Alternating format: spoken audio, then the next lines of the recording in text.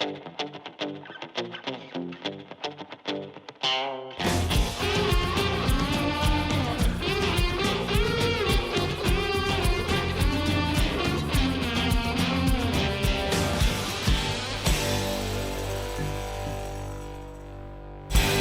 everybody to Service Drive Revolution. How you doing, Christopher? I'm doing good. How are you? Good. We're gonna try to have as many Chris's work here as possible. So it's you, Russo.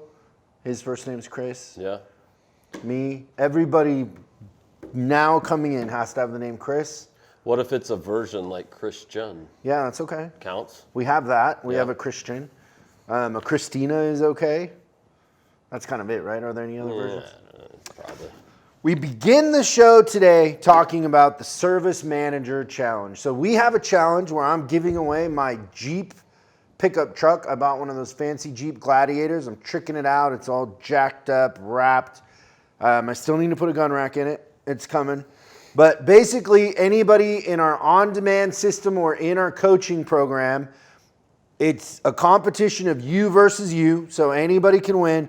It's if you take our strategies, increase your net to gross in your department, your effective labor rate, and your customer satisfaction, basically. It's a little different for truck franchises and independents, but they have different categories, but it's the same basic idea. And then you kind of, tell us your journey. But the thing I was wondering is, what's better? To be the manager that wins the Service Manager Challenge or be the coach that has the manager that wins the challenge? Yeah. It's interesting. You being a coach, you're supposed to say being a coach, but you didn't say that. Nah, I mean, I don't know. It'd be pretty cool to be the manager to win. Do you have any managers that you're coaching that you feel like could win it? Absolutely, and I've told them. How many do you think you have? That I honest, think that are front runners that can win it. that can win it. Oh. You've seen the winners before. Oh yeah. I mean, probably there's a dozen or so that could win it. That three you're or coaching. four that, yeah, absolutely, 100%. But they won't. I don't know. We'll see. There's a couple that I don't think will that could. Why won't they if they could? One, they don't believe it themselves. So mindset. So it's their self-image? Yeah. Their self-image of themselves is, oh, I could never win. Yeah. Yeah, it's too many things stacked against them. My market. Yeah. Just not that. Meanwhile, everybody who's won it was in like a smaller market, right? I think. Yeah. I'm trying to think. But close, right? Yeah. Okay, so the self-image, their vision of themselves, Yeah. and then what else? Why else wouldn't they win it? So confidence, mindset, execution. They just don't execute? Yeah. Because they're too busy doing everything that doesn't make them money? Yep. Yep. Scatterbrained? 100%. So you think that's bad parenting? That bad parenting? No. Just throwing it out there. That's my question. Service Manager Challenge. Would it be better to win the challenge or be the coach? Because we have a prize internally for the coach. A Jeep? No, You haven't told us that it's part. Not a Jeep. Oh. But it's monetary, and also it's just the pride of doing it, right? Yeah, for sure. Yeah. It's funny. I was thinking about this a lot lately because, I have so many things that I need to get done, and I have nobody that I can hand it to get it done. It's so frustrating. I'm keeping a list in Trello. So do you use Trello? Yeah. Do you use our Trello? Yep. Is it our Trello or you have your own Trello? No, it's You're in ours? Do you have your own personal page that nobody else can see? So I created a personal page that nobody else can see. And I created a list of stuff I've had to ask about more than 3 times. How long do you think that list is? So think about this. I hand somebody something and I say, I need this done. I even assign it to them in Trello. And then a week later, guess what I have to do? Assign it to them again. No, go back and go, hey, what's going on with that? Yeah. Right? Yeah. So I would pay a personal assistant $100,000 a year if they would just do the stuff that I need them to do. $100,000 a year for I'm a telling personal you. assistant? I think it would be worth it. I would pay $100,000 if I could get somebody in this office that when I gave them something, they did it. I don't know, bro. I think LA here is lined the streets with tents full of people that do that job for $25,000 a year. Like homeless people? Yeah. Somebody, anyway. I don't think it pays $100,000 a year. Just think about okay, let me give you some examples of what I'm talking about. So what if the service advisor competition software, some people listening to this are gonna have no idea what I'm talking about. So to give you context, we have software that benchmarks advisors and service managers against each other, and we give away, I don't know, like $8,000 worth of prizes every month, and we probably could do away with the money. It's the bulldog that they get, a bobblehead bulldog, that means the most. But if that software integrated with social media and integrated with our on-demand platform, and so the badges were posted on social media and in their profile on our on-demand, how much more would that be? How much more would that add to the interactivity between the advisors? A lot, for sure. Okay, there's nobody could figure that out. Okay, what about this? So when people join coaching, we send out a series of things to them, right? So have you seen how it comes? Yeah. So first they get their workbook for Service Manager University. They get that in the mail. It's in a regular cardboard box, not an orange box, not a printed box. It's not cool whatsoever. And so I want that to be like a cool orange box with a logo and in a sleeve. Like I want there to be some sort of presentation when they get it. Like, hey, this is a big deal. You're a part of our family. Yeah. Like that attention to detail, I think matters. It shouldn't just be in a cardboard box, right? Yeah. And then a little bit later, I want to send them swag from SDR. I want them to get a t-shirt, a mug, all that. Same thing. Yeah. Cool box, right? Yeah. Everything should look like it shouldn't be a mug thrown in a box with then a t-shirt holding it together from rattling around. Like that's what we're doing now. Like shouldn't there be like a place with a mug? Yeah. Like it isn't hard to do that stuff nowadays. Right. It just takes a little bit of time, right? Yeah. And then they get the gamification box. And oddly, the gamification box, because we sell those when people buy gamification as a separate product, those look pretty cool. That box does. Yeah. But none of the other stuff matches. It's been 2 months, nothing. I'm like, I want options, nothing. So if I paid somebody $100,000, do you think I could get that? Yeah, I still don't think you have to pay him $100,000 though, but yeah, I'm sure you could get it. Okay, here's one thing that I threw out there, that I wanted Charlie Rose's address. Yeah. Because I wanted to write him a personal letter. So for $100,000, you think somebody could find me Charlie Rose's home address? I would think so. What do you think happened here when I asked for Charlie Rose's address? Gonna venture to say you didn't get it. I got, he's not very popular right now because of the Me Too movement, blah, blah, blah, blah, blah. Did I ask? Did I ask? Did I say, hey, I know Charlie has a habit of walking around naked in front of interns or whatever. Did I ask that? No. I wanted his address. Yeah. I didn't need do I need the rest of it? No. Is there anything wrong with me? Like, I think Charlie Rose has got a bunch of downtime, right? He's not doing anything. And he's arguably the best interviewer ever. Yeah. And so if I could get him to mentor me on how to interview and learn some things from him about doing shows and how he approaches things or whatever, I want to do that. I want to write him a letter. I know his address is available. $100,000 assistant. Whenever I travel, I want something waiting for me in the hotel room. I want essential water. I want snacks. Yeah. I don't want to have to go look for that when I land. I just want it there because I drink a lot of water. You know what else I would love? What's I that? bet, what if when you're on the road, I have my assistant send a care package, my $100,000 assistant, get what you like. Yeah. And then would you want essential water or what would you want in your room? Yeah, water, like breakfast items. In fact, I end up doing that a lot because I don't want to Yeah, you eat, land and then you got to go find a grocery store. Yeah, because you don't want to have, microwaved eggs and all the Yeah, junk. at the Like it Holiday Inn or it whatever, just right? kills you, yeah. Okay, For so sure. what would you want on your list? So I would want like some Kind bars, bottled water for sure. Maybe a couple of my energy drinks. So could not Beef a jerky. $100,000 assistant do that for all the coaches? Yeah, like order it to where it met you How there. much would that mean to you if we did that when you travel?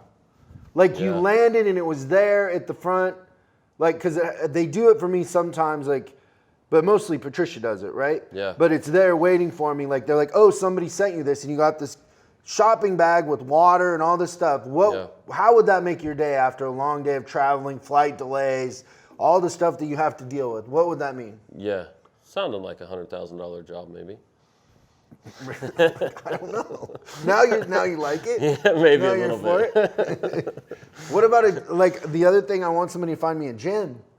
Yeah. Like I hate it when I'm going on this 2-week tour coming up next week where I'm going to be gone speaking all over the place, and like I want a gym. Like how hard is it for somebody to find me a gym? The hotel gyms suck. Yeah. I can never work out in a hotel gym. For sure. But just a gym within, a certain area, right? Also, like, check the reviews of the hotels I'm staying in. Like, whenever I go on and I check the reviews. But literally, there was a hotel that the reviews said that a lot of people get bed bugs there. Yeah. Would a good assistant check that and not send me to you a hotel that has bed bugs? Yeah, I think so. Yeah, if it's got more than one review that says the carpet's crunchy, like let's move on to the next one. The carpet's crunchy? What does that mean? You tell What me. makes the carpet crunchy? I don't know. What's happening that makes the carpet crunchy? I think a lot of stuff. But don't you think, like, when you travel as much as we do, that those Yeah. little things... No question. No question. But for me, For like, sure. I just need somebody in the office that I can give projects to that are bulldogs like me. Like, don't take no for an answer, right? Like, I'll give you an example of a crazy one. So I was in Chicago speaking, and I had a day layover kind of there where I was stuck there before I flew to the next thing. And so I went to the big art gallery there downtown. I forget what it's called. The Museum of Modern Art? No, it's called something else in Chicago, the Art Institute, I think, down there. But huge gallery. And there was an artist there. I saw his installation. And one part of his installation, they were playing these little short films that he did. And there was this 20-minute short film called Something in Trousers.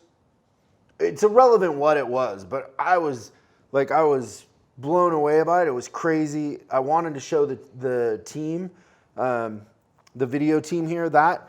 And so when I get back, I go on this website and I order a DVD of it. And it was crazy expensive, but I ordered it because he's an artist and it's one-off or whatever.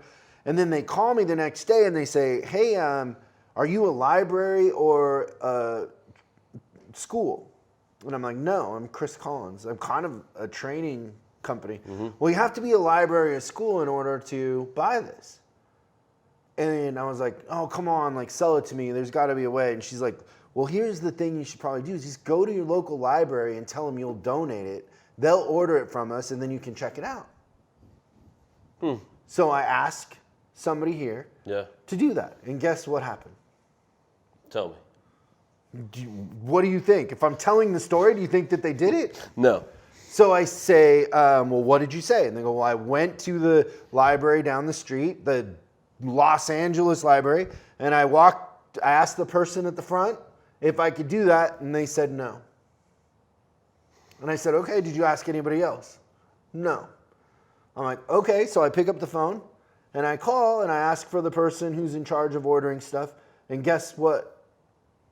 They let you donate it. Well, what library wouldn't let you donate something of value? Right.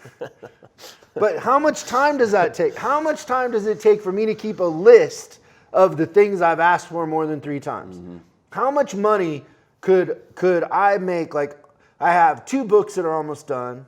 right? So if I finish the Pet the Dog book and if I finish the leadership book, which I'm thinking about I'm thinking today after we talked about changing the name, because I was going to call the book I Lead You Follow. That was going to be the name of my leadership book. But what about I Lead You Follow? Because all the books that are selling have the F word in the I've title. noticed that. Yeah.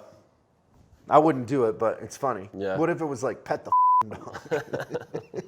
Hey, Pet the Dog. We'd have to redo the cover in that case, but would that be funny? So do you slightly understand that I need an assassin? Yeah. There's got to be a level. It really does. There's got to be a level. Now, I have a couple friends that are really affluent, and their rockstar assistants are making like 70 or 80. So, I don't know. But I would pay $100,000 if somebody could if I could just give something to somebody and it was done. Yeah. What would that be worth? It's worth $200,000, honestly. There's so much stuff going on around here, right? Yeah. Like those little things, those little edges are what make the difference. That attention to detail of what something looks like when they get it in the mail, or, research that we can do on something. Yeah. Yeah, the little stuff matters for sure. You don't seem impressed at all. You're like, no. 200,000 is a lot of money. Well, I just think 100,000. Okay. Like maybe 100. Oh, also, do you think for $100,000 they don't like clock out at 4:30? I don't know. Do you think that maybe they'd like answer a text at 7 at night if there was something that needed to be done? Yeah, probably. Like if there was a lot of stuff going on, like would they work more than 8 hours a day? Yeah. Yeah, I would think. Where's the level that you have to pay somebody? I think you're getting there. I think once you get to six figures, like the balance and reciprocity moves to your favor quite a bit. It'd be good for you. You'd have water and stuff. They could find you a gym. Yeah, I mean, that totally makes it worth it. Do you like the gyms and hotels? No, I've had plenty of bad experiences there for sure. It's terrible. Yeah. If anybody would like to apply for that position, I know there's some badass service managers out there that don't make that. Yeah. Right? That would be assassins. For sure. Okay, the subject that we wanted to talk about today, and we probably could have come up with a better name for this, but I was asking Chris, I was like, what are you seeing out there when you're coaching managers? What is the thing that you're having the most difficulty with? And he said that everybody just wants a cheat code. They don't want to do the work. Yeah. Right? Explain kind of your feelings on that. I think a lot of people appreciate and see the value in different parts of our system, and want to jump on board, but they never get past the good intentions, right? And they never change their behavior. Yeah, and make it a habit and truly implement a system and execute it. Maybe they might dip their toes in the water and even see some success from it for a little bit, but there's always reasons that keep it from doing it consistently, and ultimately, don't make the necessary behavior changes to push it, cross that abyss and push it past the finish line to where it's a new norm. So would we agree with the statement that in most scenarios, somebody coming into coaching, we could double their sales? Oh, yeah. Like many times I've way more than doubled somebody's sales within 90 days, right? Sure. So you could double your sales. So you're sitting here listening to this and you're doing $500,000 a month in sales, and you could do $1 million a month in sales. Now think about that. Now you're doing 70,000 in sales and you could do 140,000. How life-changing is that for any department, right?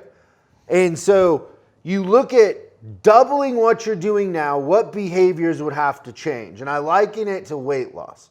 So let's say you're 300 pounds, we'll go the other way, and you want to weigh 150 pounds. Now there's no magic pill for that, right? Yeah. So you have to do a lot of different things. And the thing I would say to that is you have to embrace complexity. Mm-hmm. Everybody wants it to be easy. They want there to be a magic pill. Yeah. But in the marketplace, how strong are you if you double your sales? Like, can you have the best techs in the market? Mm-hmm. Can you have the best advisors in the market? Absolutely. You can, right? Mm-hmm. You can dominate the market. Can you have question. one more car washer than anybody else? Mm-hmm. You can have one more shuttle driver than anybody else, right? Like, you're not getting micromanaged to the point that you got to run it right in a deficit because you have abundance. Yeah, there's a lot of freedom that comes with that success for sure. Okay, so it's life-changing to have that sort of freedom. Now, talk about with weight loss. Like, if you weigh 300 pounds and you should weigh 150 pounds, what is that going to do for your health and, I don't know, just quality of life? I don't know. The more you talk about this, I find myself sucking in my gut. In your gut? Yeah.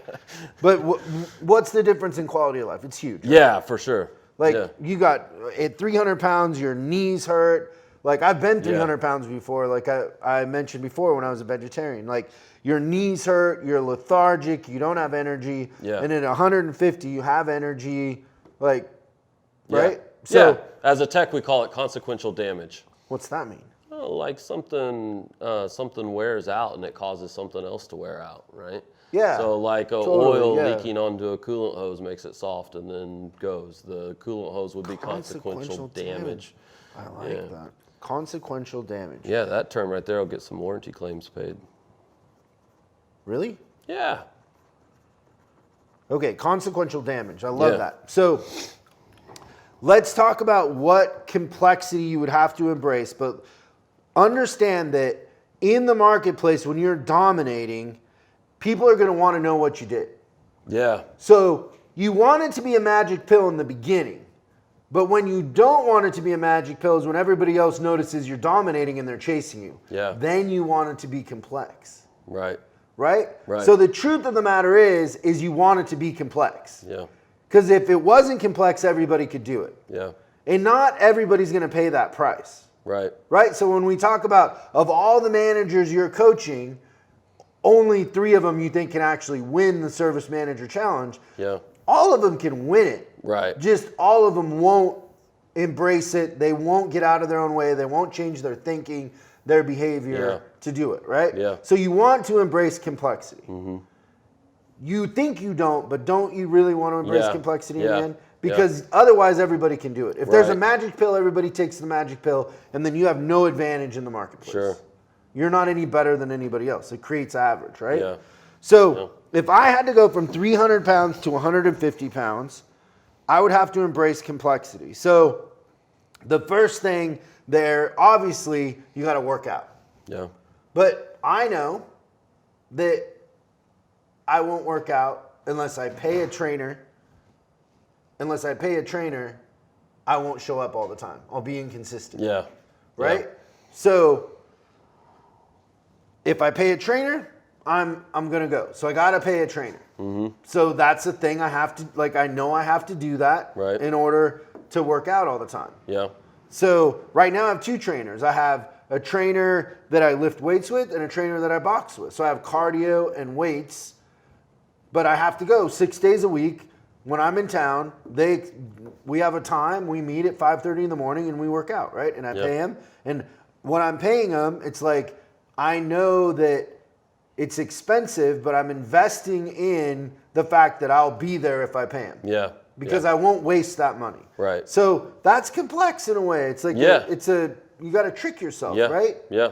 Okay, the other thing is then with the food. The food is the hardest part for me. They say that abs are made in the kitchen, but that's the hardest part. So if you were going to figure out a food thing, once again, it's complex. You got to trick yourself. Mm-hmm. So the first thing on the food is and I've done this a couple times where my trainer comes in with a garbage bag and goes through the cupboards and throws away the cereal, the cookies, all the stuff that shouldn't be there. Now, I've had a couple glasses of tequila at 9 o'clock at night, and I know there's cookies in there, I'm going to eat them. If they're not there, I'm not going to get in the car and go to the grocery store to get cookies. Yeah. So I can't have it there. I got to throw it away. Right. Right? Right. Now, the second thing is, I like to eat for entertainment. So I like the conversation of what do we want for lunch? Oh, well, what's the best thing we could have for lunch right now?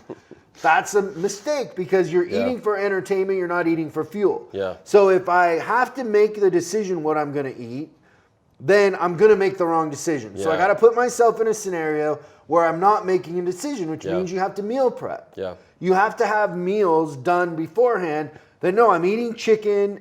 What did we have for lunch today? We had a chicken salad. Yep. It showed up. Nobody asked me what I wanted for lunch. It just showed up, right? right. And we ate, and we were working while we ate, but we were done. Right. So if you don't meal prep and you wait and you eat for entertainment, I will always make the wrong decision. Yeah. But if the meals are pre-planned, like you cook them on Sunday, or you have a service that delivers them, or however you do it, you have to trick yourself into not making a decision because you'll Yeah. end up getting the burger and fries or whatever it is if you're eating from what you want or what you feel like instead of just having it there, eating it, and you're done because it was fuel. Yeah. Right? Right. That's kind of complex, isn't it? For sure, but it's a system, I think. Yeah. Yeah. So how is it any different for managers? If you want to double your sales, Right. you have to trick yourself into some things. Yeah. You have to set up a system where it's okay that you procrastinate. I procrastinate. Yeah. It's okay that I will eat the cookies if they're there. So Yeah. I got to create a system where the cookies aren't there. Right. Does that make sense? Yeah. Yeah, for sure. Yeah, and it's and I think that's one thing that we get lost in a lot is we say internally a lot, facts over feelings. Yeah. And having a system that we know will get us the results and being results oriented. And if you truly have the goal of losing weight or doubling your sales or whatever it Or is, just being profitable in your department. yeah, turning it over to a system that will get you the results instead of the feelings of why you can or can't do something. Yeah, because the same thing that makes you lose weight, the working out and the eating right, there's like two things, but there's a lot of things that make you do those two things, like paying a trainer or meal prepping or whatever. There's 2 or 3 things that make a department profitable. It's just we don't do those 2 or 3 things, and you got to trick yourself into that. Yeah. That's the secret. So everybody wants a cheat code, but what we're trying to say is really you don't. You want complexity because you want to own the market and you want nobody else to be able to figure out what you're doing in order to keep them from being better than you, right? Yeah. That's the sure. secret. That's good stuff. So what did we learn today? We want complexity. Yep. I'm getting $100,000 a year personal assistant Yep. that's going to send you gummy bears, cookies, and all the stuff you shouldn't eat. Yeah. And not find you a gym. Yeah. Help me gain more weight on the road. 300 pounds. It's hard on the road. It is, man. It's tough. So it's and so everything easy you eat to salty. Yeah. You don't drink as much as I drink, but No. the alcohol too gets you. Yeah. Those are empty calories, Chris. Yeah. That's what people say. They're empty calories. Well, thanks, you guys. We will see you again on Service Drive Revolution.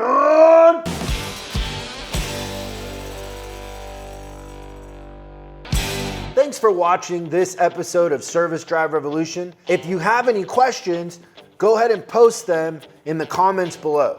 Make sure you subscribe and hit the bell icon so you're notified when we post new episodes. I'm Chris Collins, and you can find me on Facebook and Instagram at Chris Bulldog Collins. And I'll see you again on the next episode.